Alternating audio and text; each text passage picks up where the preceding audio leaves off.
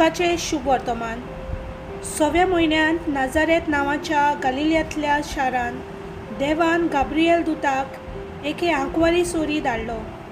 दाविदाच्या घोराब्यांतल्या जुजे नांवाच्या एका दादल्याक तिका लग्नाचें उतर जाल्लें। आंकवारीचें नांव मारी आसलें आनी तिचेशी भितर वचून देवदूतान म्हणलें, नोमान कुरपेन भरलेले, सोमी देव तुजे ताय आसा।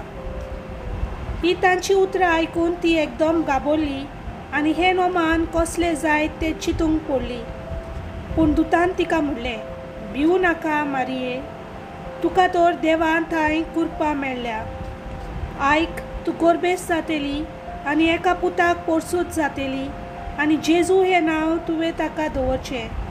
तो व्हड जातलो आनी ताका परमेश्वराचो पूत म्हणटले आनी ताच्या बापाय दाविदाचें शिंवसन दोनी देव ताका दितलो आनी तो जाकोबाच्या घोराब्याचेर सासणाचे सासणांक राज चलयतलो आनी ताचें राज केन्नाच सोंपचें ना। मारयेन देवदूताक म्हणलें, म्हाका दादल्या लागीं कसलोच संबंद ना, म्हणटच हें कशें घडटलें? आनी देवदूतान जाप दिवन म्हणलें, पवित्र आत्मो तुजेर येतलो आनी परमेश्वराची शक्ती तुजेर सावली घालतली। ह्याच खातीर तुजो जल्मलोलो त्या पवित्र भुरग्याक देवाचो पूत म्हणटले। आनी पळय, तुजी सोयरी एलिझाबेथ तिणें जाणटे पिरायेर एका पुताचो गर्भ संभोवला आनी वांचटी म्हणटाले ती आतां 6व्या म्हयन्याची आसा, कित्याक देवाच्यान जायना तसलें कांयच ना।